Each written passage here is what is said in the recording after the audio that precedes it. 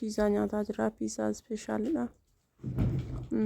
Akkam akka dha'uyyuu wajjumaan nyaanni ilaalame mi'aa jedhee yaadaa garuuyyuu.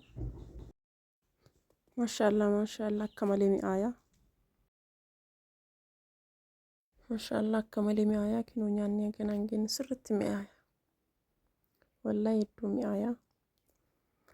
Asitti ani shaayii maangoo ajajadhee isiin dammoo noormaanidha. Akkana kolfaafataa jennee gammachuudhaan nyaannee finna.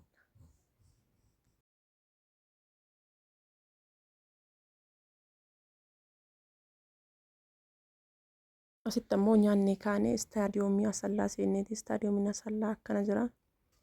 Kun dammoo teessoo irra taa'anii yeroo taphaawwan daawwatan saniini. Istaadiyoomiin Asallaa kana fakkaata.